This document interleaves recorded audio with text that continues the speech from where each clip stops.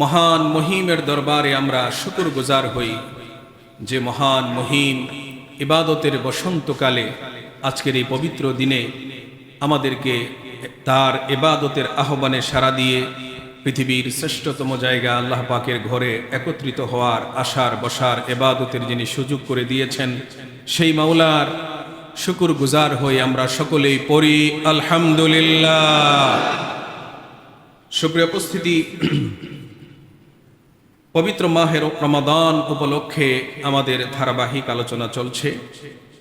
আজকে আমরা ইসলামের অন্যতম আরেকটি রুকন, পিলার, স্তম্ভ এ নিয়ে আমরা আলোচনা করব যে স্তম্ভের নাম হচ্ছে যাকাত। স্তম্ভের নাম কি? যাকাত। আজকের আমাদের আলোচনার টাইটেল হচ্ছে সমাজের নিরাপত্তা বিধানে এবং দারিদ্র বিমোচনে যাকাতের অবদান। এ নিয়ে আমরা আজকে আলোচনা শুনব ইনশাআল্লাহ। আল্লাহ পাক আমাকে এই আলোচনা কোরআন ও হাদিসের আলোকে, বর্তমান বিশ্ব প্রেক্ষাপটের আলোকে উপস্থাপন করার এবং সকলকেই অন্তরের কান দিয়ে শোনার এবং সে অনুযায়ী আমল করার তৌফিক এনায়েত করুন। সকলে চিৎকার দিয়ে বলি আমিন।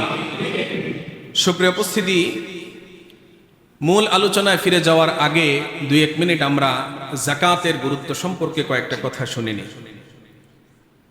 জাতি, ধর্ম, বর্ণ নির্বিশেষে বিশ্ব মানবতার জন্যে চিরকল্যাণকর এক পূর্ণাঙ্গ বিজ্ঞানসম্মত জীবন ব্যবস্থার নাম হচ্ছে ইসলাম। জোরে বলেন ইসলাম। আর্থসামাজিক উন্নয়নে এবং অর্থনৈতিক সুবিচার প্রতিষ্ঠায় সুখী, সমৃদ্ধশীল এবং ভারসাম্যপূর্ণ মানবিক জীবন গঠন করাই হচ্ছে যাকাতের মূল অবদান, যাকাতের মূল বিষয়। আমাদের সমাজে ধনী এবং দরিদ্রের মধ্যে রয়েছে বিস্তর তফাৎ। ধনী এবং দরিদ্রের এই পর্বত সম পার্থক্য দূরীকরণ এবং সমাজের অর্থনৈতিক স্থিতিশীলতা অক্ষুণ্ণ রাখার ক্ষেত্রে যাকাত এক অনন্য ভূমিকা পালন করে।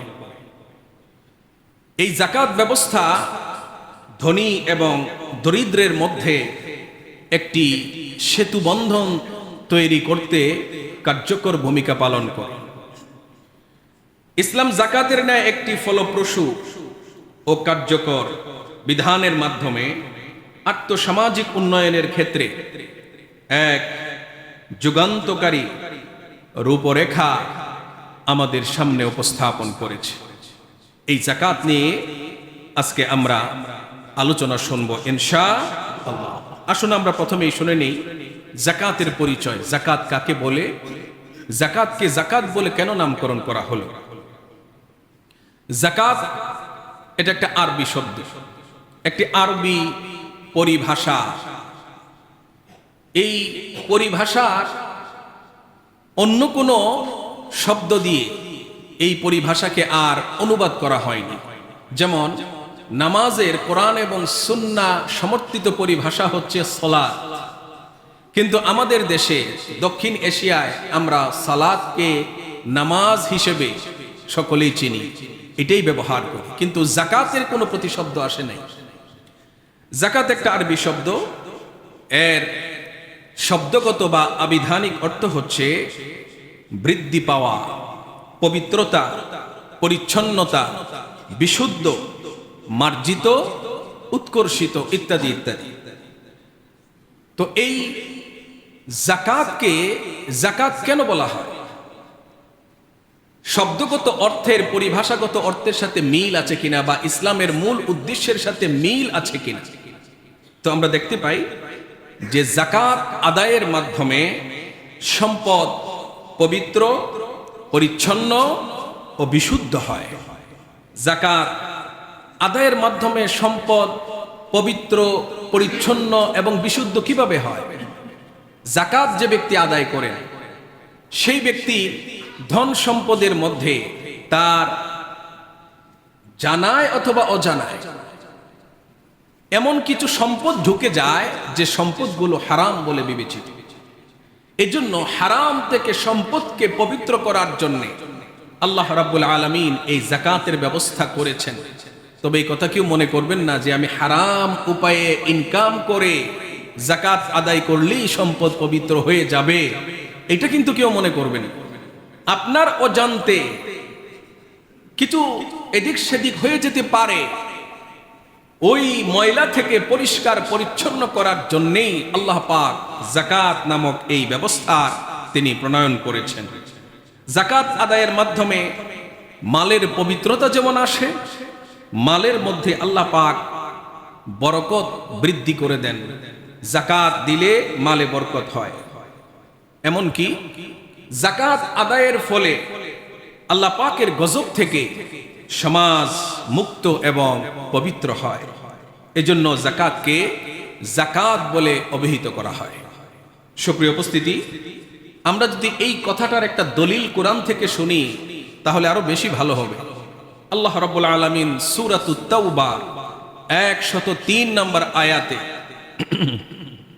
তিনি আমাদেরকে যাকাত সম্পর্কে বলছেন। আল্লাহ রাব্বুল আলামিন বলেন, খুয মিন আমওয়ালিহিম সাদাকাতান তুতাহহিরুহুম ওয়া তুযাক্কিহিম।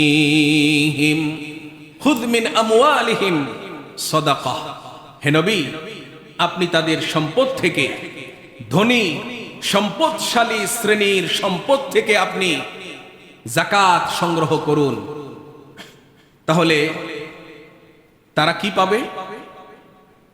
আল্লাহ কোরআনে বলছেন তুতাহহিরুহুম, এর মাধ্যমে আপনি তাদের সম্পদকে সন্দেহযুক্ত এবং হারাম যে কিছু ঢুকে গিয়েছে তার অজান্তে এর থেকে সম্পদটা পবিত্র হয়ে যাবে। এবং সম্পদশালী শ্রেণীর অনেকের মধ্যে সম্পদের কারণে মনের মধ্যে এক ধরনের ঘৃণ্য কৃপণতা সৃষ্টি হয়, সম্পদের প্রতি সীমাহীন এক লালসার সৃষ্টি হয়। এই সম্পদকে কক্ষিগত করে রাখতে চায়, যদিও সে জানে এই সম্পদ গোটাটা সে ভোগ করে যেতে পারবে না। আল্লাহ পাক তার নবীর মাধ্যমে বলছেন যে সম্পদ যেমন পবিত্র হবে, যাকাত প্রদানকারীর অন্তর ঘৃণ্য কৃপণতা এবং সম্পদের সীমাহীন যে লালসা, সেই লালসা থেকেও তার মনকে আল্লাহ তাআলা পবিত্র করে দিবেন। সুবহানাল্লাহ। সুপ্রিয় উপস্থিতি, এই যাকাতের একটা পরিভাষাগত অর্থ আছে। সে অর্থ হচ্ছে যাকাত হচ্ছে সুনির্দিষ্ট একটা পরিমাণ সম্পদের নাম, সুনির্দিষ্ট একটা সম্পদের পরিমাণের নাম, যা 100-2.5 টাকা, 1000-2,500 টাকা। এই যে সম্পদের একটা সুনির্ধারিত একটা পরিমাণ, এই পরিমাণটা যে কোনো ব্যক্তিকে দেওয়া যাবে না। এটা দেওয়া হবে সমাজের পিছিয়ে পড়া, বঞ্চিত, দরিদ্র মিসকিনদের মাঝে। এই দরিদ্র মিসকিন শ্রেণীর জন্য এটা নির্ধারিত। এবং এই যাকাত আমার মনের ইচ্ছা অনুযায়ী আমি প্রদান করতে পারবো না। বিশারাইত মাখসুসা, এই যাকাত প্রদানের ক্ষেত্রে আমাকে কিছু শর্ত মানতে হবে। যেই শর্ত এটা আমার কোনো পরিবারের কোনো ব্যক্তি নির্ধারণ করে দিলে হবে না। এই শর্তগুলো নির্ধারণ করে দিয়েছেন কে? জোরে বলেন, আল্লাহ পাক নির্ধারণ করে দিয়েছেন। আল্লাহ রাব্বুল আলামিন বলছেন যাকাত কেন দিবা? সমাজে তোমার সুনাম হবে এই জন্য যাকাত দিবা না। আল্লাহ রাব্বুল আলামিন সূরাতুর রুমের 39 নম্বর আয়াতে তিনি আমাদেরকে জানিয়ে দিচ্ছেন, ওয়ামা আতাইতুম মিন যাকাতিন তুরিদুনা ওয়াজহাল্লাহ ফাউলাইকা হুমুল মুদঈফুন। আল্লাহ পাক বলছেন, ওমা আতাইতুম মিন যাকাত, তোমার সম্পদের উপরে নির্ধারিত শর্তে যদি যাকাত ওয়াজিব হয়, তাহলে সেই যে যাকাত তুমি দিবা, যাকাত প্রদান করবা, এর উদ্দেশ্য কোনো সুনাম, কোনো খ্যাতি এবং ভাইরাল হওয়ার জন্য নয়। তুরিদুনা ওয়াজহাল্লাহ, এই যাকাত প্রদানের মাধ্যমে তোমরা একমাত্র, শুধুমাত্র, কেবলমাত্র আল্লাহ রাব্বুল আলামিনের সন্তুষ্টি এবং রেজামন্দি তোমরা কামনা করবে, অন্য কোনো উদ্দেশ্য এর পিছনে থাকতে পারে না। তাহলে এইভাবে যদি আমি যাকাত দেই, আল্লাহ বলছেন তোমার মাল থেকে একটা অঙ্ক কমে যাবে, একটা নির্ধারিত পরিমাণ তোমার সম্পদ থেকে বাহ্যিক দৃষ্টিতে কমে যাবে, কিন্তু আল্লাহ পাক বলছেন আমি তোমাকে বহুগুণে বাড়িয়ে দিব। আল্লাহ পাক তিনি ওয়াদার খেলাফ করেন? আরো জোরে বলেন, আল্লাহ ওয়াদার খেলাফ করেন? আল্লাহ রাব্বুল আলামিন বলেন, নিশ্চয়তা দিয়ে বলছেন ফাউলাইকা হুমুল মুদঈফুন।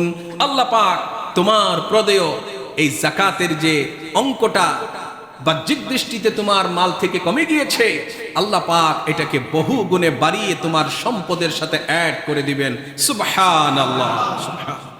সুপ্রিয় উপস্থিতি, এই যাকাতের নির্ধারিত পরিমাণ আছে, নেসাবের কথা আছে।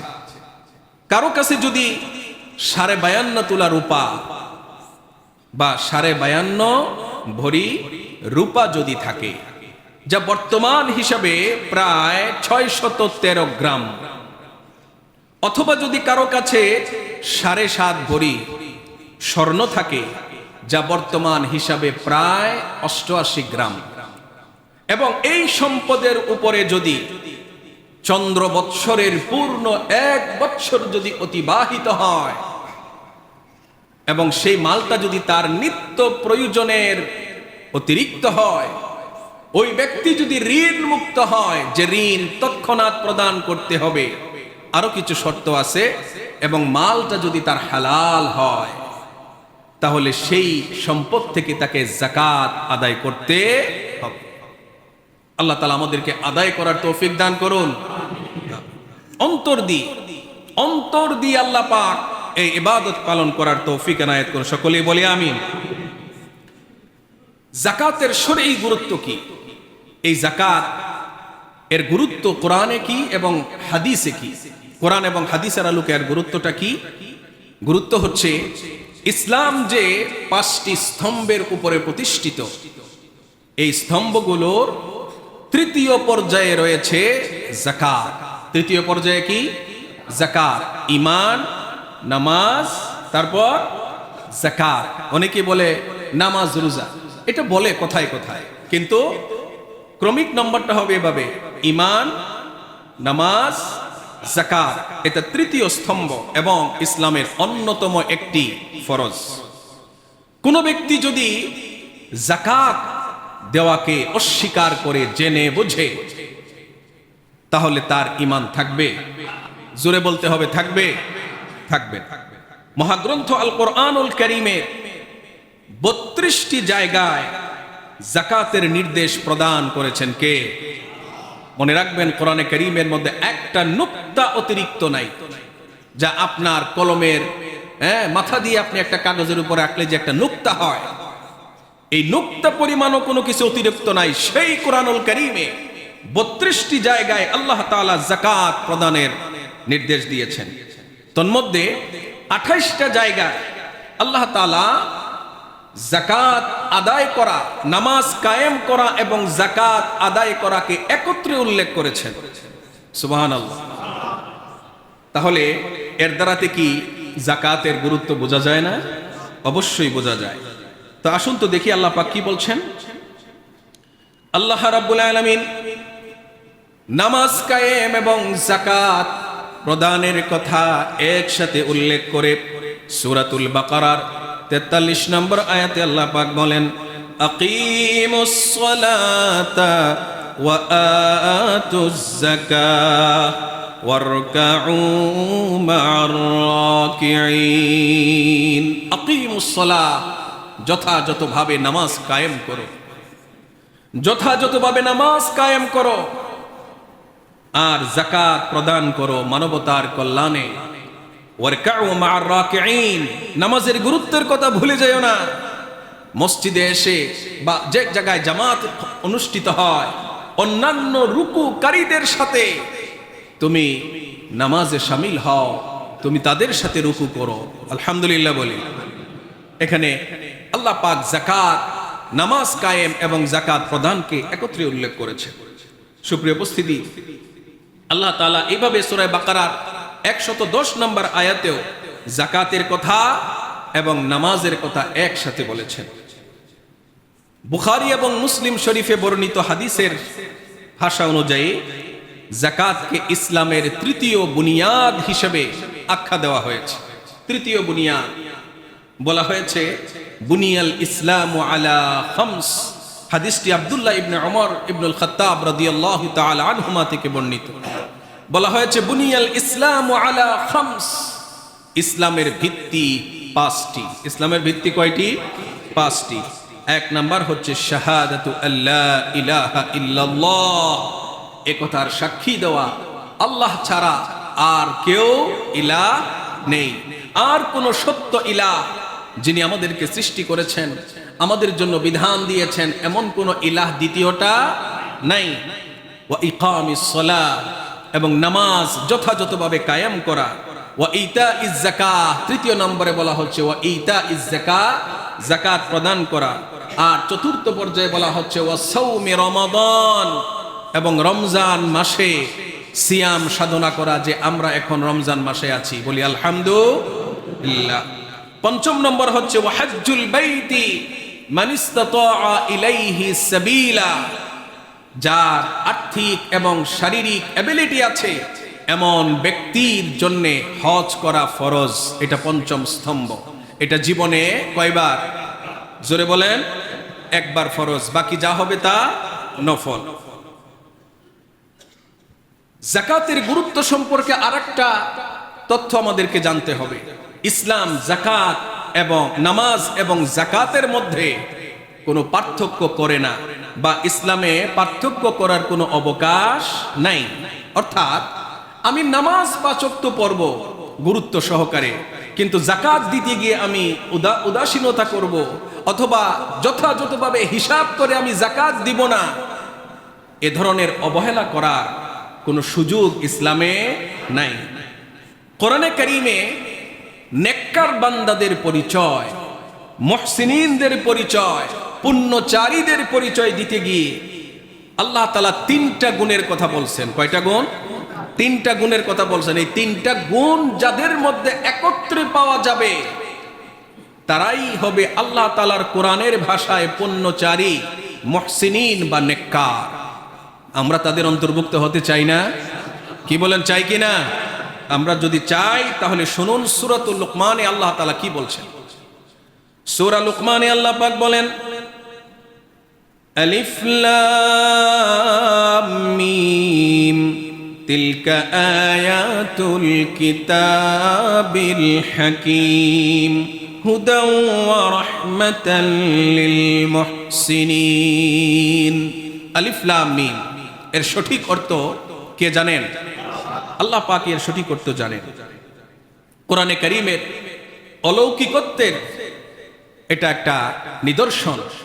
কোরআন আরবি ভাষায় নাজিল হয়েছে, কিন্তু আরবরা কোরআনের কনিষ্ঠতম সূরার মতো একটি সূরা বানিয়ে কোরআনের মোকাবেলা করতে পারে নাই।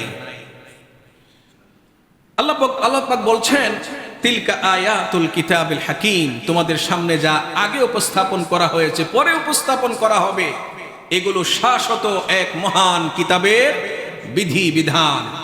এর মধ্যে কিয়ামত পর্যন্ত কোনো পরিবর্তন আসার সুযোগ নাই। এই কোরআন কি? কোরআন হচ্ছে মানবতার জন্য একটি গাইডবুক, এবং এই কোরআন হচ্ছে পুণ্যচারীদের জন্য রহমত। একটি রহমত হচ্ছে মহাগ্রন্থ আল কোরআন আমাদের জন্য, বলি আলহামদুলিল্লাহ। এখন আল্লাহ পাক এই মুহসিনিন বা নেককার বান্দাদের পরিচয় দিচ্ছেন। আল্লাহ পাক বলছেন, আল্লাযীনা ইউকিমুনাস সালাহ, নেককার বান্দাদের প্রথম গুণ হচ্ছে তারা নামাজ কায়েম করে। নামাজ কি করে? কায়েম করে। আমাদের সমাজে অনেক মানুষ তর্কের ছলে বলে, নামাজ না পড়লে কি হবে, আমার কিন্তু ঈমান আছে। বলি নাকি? শুনছেন না? নামাজ নাই, তার ঈমান আছে। কি বলেন আছে? তার তো ঈমানই নাই। যারা নামাজ যথাযথভাবে কায়েম করে। নাম্বার 2 হচ্ছে ওয়ায়ুতুনাজ যাকাত, এবং তারা যাকাত প্রদান করে মানবতার কল্যাণে। তাহলে দেখেন আল্লাহ পাক নামাজের পরপরই, নামাজ কার হক? কথা বলে না, নামাজ কার হক? আল্লাহ পাকের হক। আল্লাহ পাকের হকের সাথে সাথে আল্লাহ পাক বান্দার হকের কথা বলেন নাই, সাথে সাথে উল্লেখ করছেন যারা মানবতার কল্যাণে যাকাত প্রদান করে। 3 নম্বর গুণ হচ্ছে ওয়াহুম বিল আখিরাতি হুম ইউকিনুন। এদের 3 নম্বর গুণ হলো যে তারা পরকাল আছে, জবাবদিহি করতে হবে আল্লাহর সামনে দাঁড়িয়ে। এই পরকালের সমূহ বিষয়ে, এই বিষয়গুলো কিন্তু আমরা দেখি নাই, দেখছি জাহান্নাম, জান্নাত। হ্যাঁ, বিজ্ঞানীরা এই মাটির গভীরতা কতটুকু তা পরীক্ষা করতে করতে করতে করতে এমন একটা পর্যায়ে গিয়ে পৌঁছেছে যেখানে আর তাদের পরীক্ষা করার যে মাধ্যম, এগুলো আর সেখানে কাজ করে না, শুধু আগুন আর আগুন দেখছে। এবং তারা এটাও রেকর্ড করতে সক্ষম হয়েছে যে সেখানে অনেক মানুষের কলিজা ফাটা আর্তনাদ শোনা যাচ্ছে।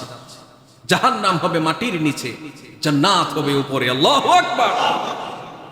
তো আল্লাহ তাআলা কি বলছেন যে তারা পরকাল বলে একটা জীবন আছে, এই জীবনের ব্যাপারে তারা সন্দেহাতীত ভাবে এবং দৃঢ় চিত্তে তারা বিশ্বাস করে, এদের মধ্যে কোনো সন্দেহের অবকাশ নাই। এটা 3 নম্বর গুণ।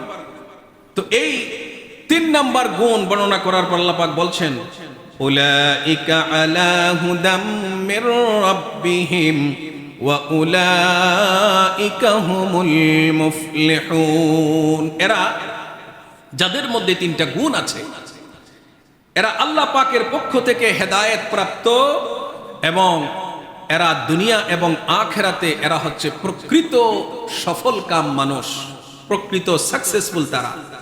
আমরা যদি কোরআনে কারীমের এই আয়াতগুলোর দিকে দেখি তাহলে কি দেখতে পাই?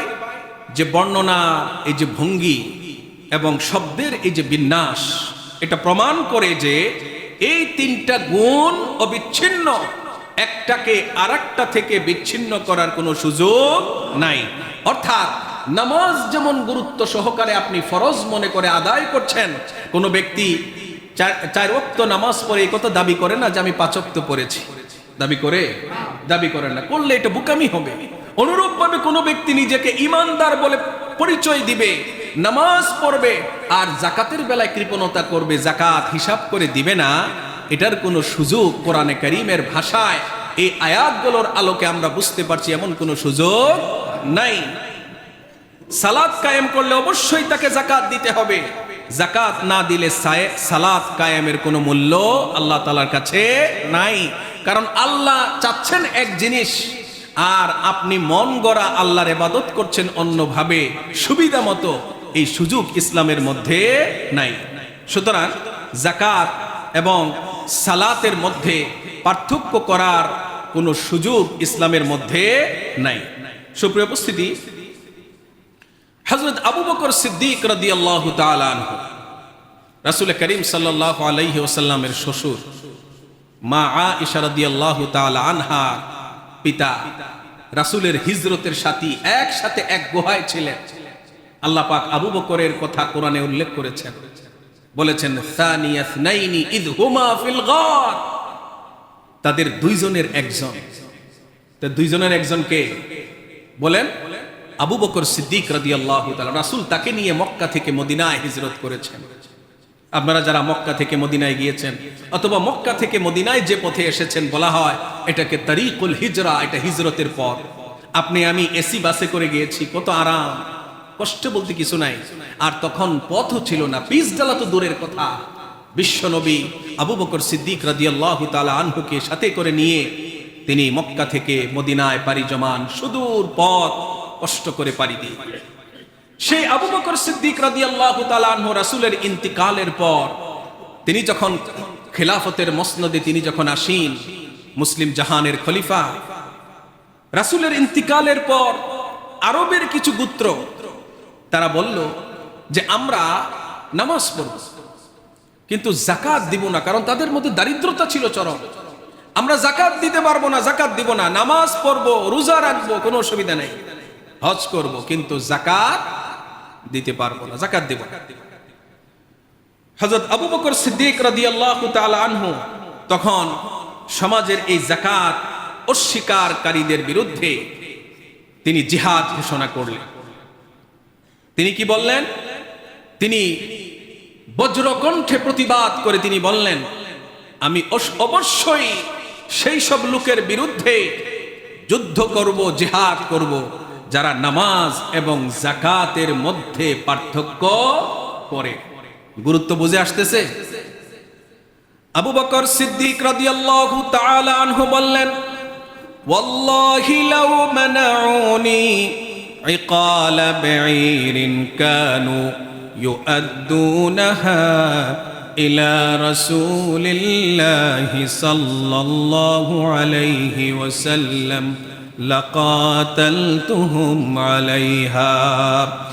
আবু বকর সিদ্দিক বললেন, আল্লাহ পাকের জাতের কসম করে বলছি, লাউ মানাউনি, যাকাত যারা অস্বীকার করছে, নামাজ এবং যাকাতের মধ্যে যারা পার্থক্য করছে, তারা যদি উটের গলার যে দড়িটাও তারা রাসূলের যুগে উটের সাথে যাকাতের মাল হিসেবে দিয়ে দিত, এখন রাসূলের অবর্তমানে আমার খেলাফতের সময়ে তারা যদি উটের সেই দড়িটা দিতেও যদি অস্বীকার করে, আমি আবু বকর তাদের সাথে জিহাদ করব, আমি তাদের বিরুদ্ধে অস্ত্র ধারণ করব।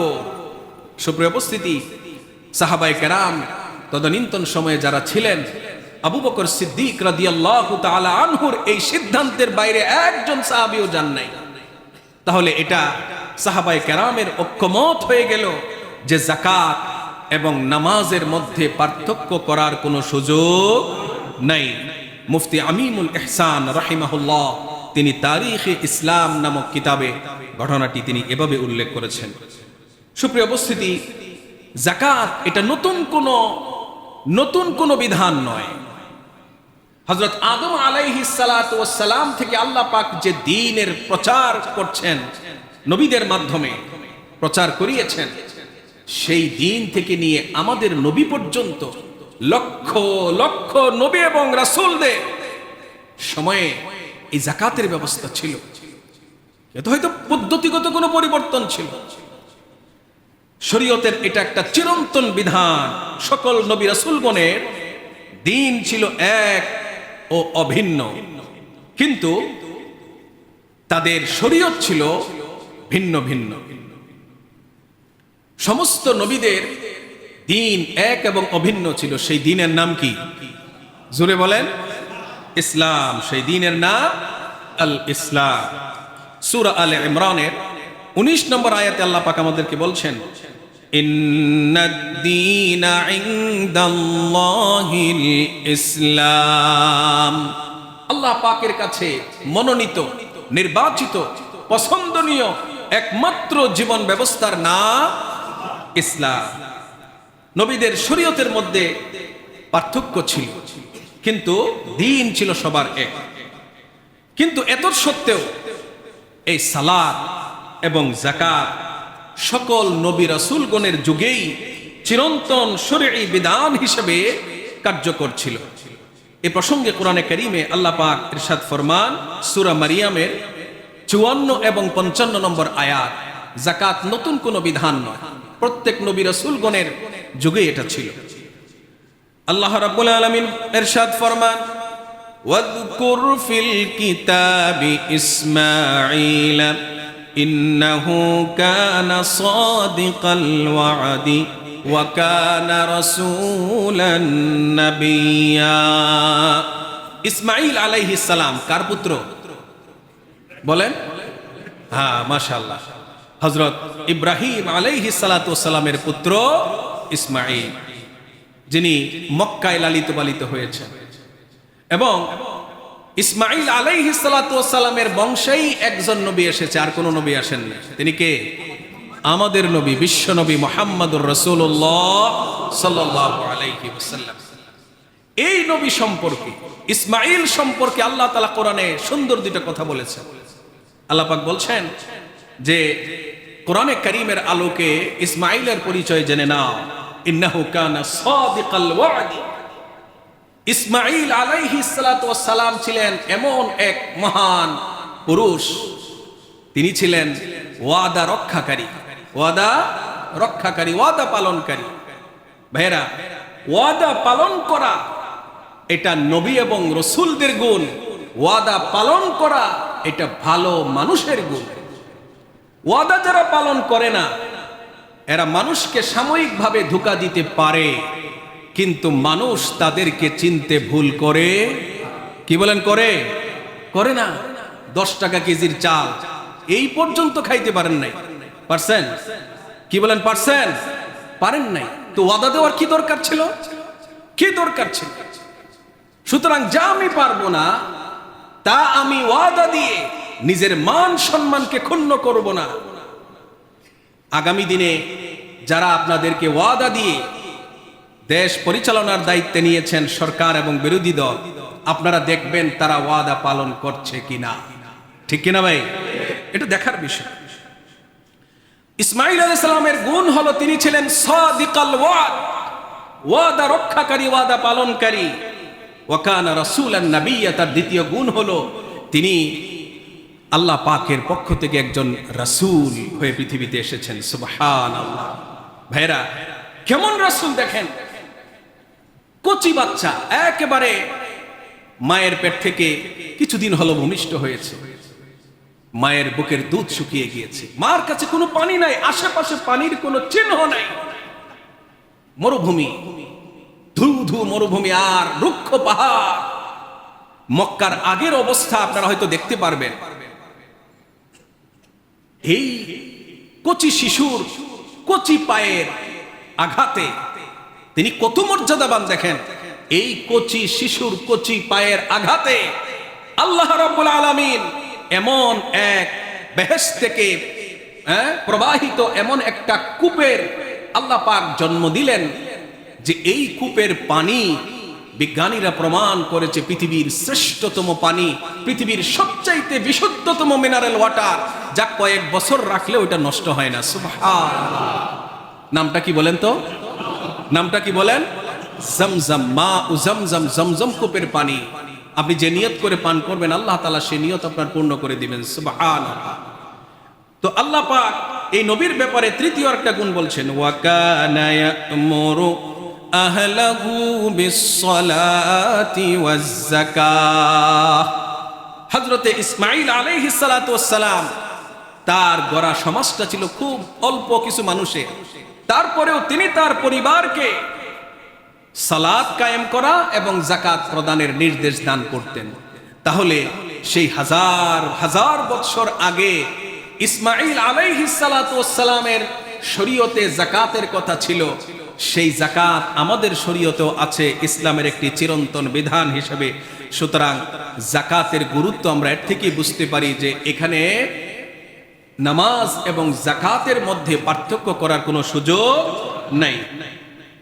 প্রিয় ভাইরা আমার, ইসমাঈল আলাইহিস সালাতু ওয়াস সালাম, তাকে আল্লাহ রাব্বুল আলামিন তার পরিবারকে যাকাত প্রদানের নির্দেশ দান করলেন তার মাধ্যমে। এখন প্রশ্ন হচ্ছে যে ইসলামী শরীয়তে যাকাতের এত গুরুত্ব কেন? কেন এত গুরুত্ব? ইসলামী শরীয়তে যাকাতের এত গুরুত্ব এই কারণে, কারণ আপনি যদি প্রকৃত অর্থে ইসলামী আদর্শের অনুসরণ করতে চান, অনুশীলন করতে চান, তাহলে যাকাতকে আপনি বাদ দিয়ে, মাইনাস করে আপনি পরিপূর্ণ ইমানদার হওয়ার বা ইসলামী অনুশাসনের, ইসলামী আদর্শের অনুসরণ করা আপনার আমার পক্ষে সম্ভব নয়। এজন্য ইসলামী শরীয়ত যাকাত আদায় করা ছাড়া ইসলামের সত্যিকার এবং প্রকৃত অনুসারী হওয়া যায় না বলে কোরআন এবং সুন্নাহর মাধ্যমে আমাদেরকে জানিয়ে দেওয়া হয়েছে। সুপ্রিয় উপস্থিতি, আল্লাহ পাক সূরা তাওবার 18 নম্বর আয়াতে তিনি আমাদেরকে এই কথা জানিয়ে দিয়েছেন যে যাকাত কারা আদায় করে, যাকাত কারা আদায় করে এবং তাদের অবস্থা কি। আল্লাহ পাক বলছেন, ইন্নামা ইয়ামুরু মাসাজিদাল্লাহি মান আমানা বিল্লাহি ওয়াল ইয়াউমিল আখির ওয়া আকামাস সালাতা ওয়া আতাজ যাকাতা ওয়ালাম ইয়াখশা ইল্লাল্লাহ ফাআসা উলাইকা আন ইয়াকুনু মিনাল মুহতাদিন। আল্লাহ পাক বলছেন ইন্নামা ইয়ামুরু মাসাজিদাল্লাহ, আল্লাহর ঘর মসজিদকে কারা আবাদ করে? আল্লাহর ঘর মসজিদকে কারা আবাদ করে? যে কেউ ইচ্ছা করলে পারে না, সমাজে ধনী মানুষের কোনো অভাব নাই, কিন্তু আল্লাহর ঘর মসজিদের আবাদ, নতুন করে আল্লাহর ঘর মসজিদ নির্মাণ, আল্লাহর ঘর মসজিদের সংস্কার, আল্লাহর ঘর মসজিদের পরিবর্তন এবং পরিবর্তন, এর যে অবকাঠামোগত যে সংস্কার এবং এর যে নির্মাণ, এই কাজটা কোনো সহজ কাজ নয়, কঠিন কাজ। এটা সবাই করতে পারে না, এই মানসিকতা সবার মধ্যে নাই। আল্লাহ পাক বলছেন এটা কারা করে? কাদের পক্ষে সহজ? যাদের এই গুণ আছে। এক নাম্বার, মান আমানা বিল্লাহ, মান আমানা বিল্লাহ, যার ভিতরে আল্লাহ পাকের প্রতি অগাধ বিশ্বাস এবং আস্থা আছে। ইমানদারের কাজ এটা। মসজিদ পরিচালনা করা, মসজিদ নির্মাণ করা, সংস্কার করা, এটা ইমানদারের কাজ। মুনাফিকরা এই কাজ করতে পারবে না, পারবে? এটা করতে পারবে না। মান আমানা বিল্লাহ। এই যে আপনাদের মসজিদ, মাশাআল্লাহ, এই মসজিদে আমার পরিচিত যারাই নামাজ পড়েছে বলছে মসজিদে নামাজ পড়ে একটা মানসিক প্রশান্তি পাওয়া যায়। আলহামদুলিল্লাহ বলেন। চট্টগ্রাম শহরের মধ্যে এই ধরনের মসজিদ খুব কমই আছে। এটা আপনাদের অবদান, আল্লাহ পাকের রহমত। আলহামদুলিল্লাহ বলেন। ইন্নামা মান আমানা বিল্লাহ। দুই নম্বর হচ্ছে ওয়াল ইয়াউমিল আখির, যারা পরকালে বিশ্বাস করে। যে পরকালে আল্লাহ পাক মসজিদের খেদমত করি কোনো সুনামের জন্য নয়, মানুষের উপরে দাদাগিরি করার জন্য নয়, মসজিদের খেদমত করব, আল্লাহ পাক কিয়ামতের দিন আমাকে সম্মানিত করবে, এই নিয়তে যারা পরকালে বিশ্বাস করে। তিন নম্বর গুণ হলো ওয়া আকামাস সালাহ, নামাজ কায়েম করে। মসজিদ নির্মাণ করা, মসজিদ পরিচালনা করা, আপনি মসজিদের ধারে কাছেও আসবেন না, এই ধরনের ব্যক্তিদের কপালে দুর্ভোগ আছে। বাংলাদেশে এমন অনেক মসজিদ আছে, মসজিদের সভাপতিকে জিন্দেগি তো মসজিদে দেখা যায় না, আছে না নাই? অসৎ উপায়ে জীবন যাপন করে কিন্তু সমাজের মানুষ টাকা দেখে তাকে সভাপতি বানায় দিচ্ছে, আছে না ভাই? কি বলেন, আছে কিনা? আছে। তো মসজিদের পরিচালনার দায়িত্বে যারা থাকবেন তারা হবেন এক নম্বরের মুসল্লি, আকামাস সালাহ, তারা নামাজ কায়েম করবেন। দুই নম্বর হলো ওয়া আতাজ যাকাত, তাদের আরেকটা চতুর্থ গুণ হলো তারা যাকাত প্রদান করবেন। আর পঞ্চম নম্বর গুণ হলো ওয়ালাম ইয়াখশা ইল্লাল্লাহ। মসজিদ পরিচালনা করতে গেলে অনেক ধরনের ঝক্কি ঝামেলা থাকতে পারে, হুমকি ধমকি আসতে পারে। সীসা ডালা প্রাচীরের মতো দাঁড়িয়ে থাকতে হবে যে এই মসজিদে হকের কথা হবে, হকের বাইরে কোনো কথা হবে না, কোরআন সুন্নাহর কথা হবে, এর বাইরে কোনো কথা হবে না। এবং এটা বলতে গেলে কোনো খতিব বা ইমাম তিনি যদি সাহস করে হকের কথাটা বলেন, তাহলে যারা মসজিদ নির্মাণ করবে, পরিচালনা করবে, তাদের দায়িত্ব হলো ইমাম এবং খতিবের পাশে থাকা, ঠিক কিনা? এছাড়া যদি আপনি এর মধ্যে দুদুল্যমান থাকেন, চলবে না, চলবে।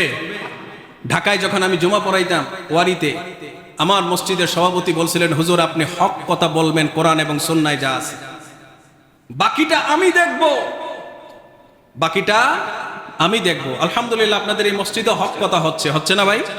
কি বলেন, হচ্ছে কিনা? এরকম গুণ থাকতে হবে। ওয়ালাম ইয়াখশা ইল্লাল্লাহ, আল্লাহ রাব্বুল আলামিন ছাড়া অন্য কোন শক্তিকে পরোয়া করবে না। মসজিদ কার ঘর? আল্লাহ পাকের ঘর।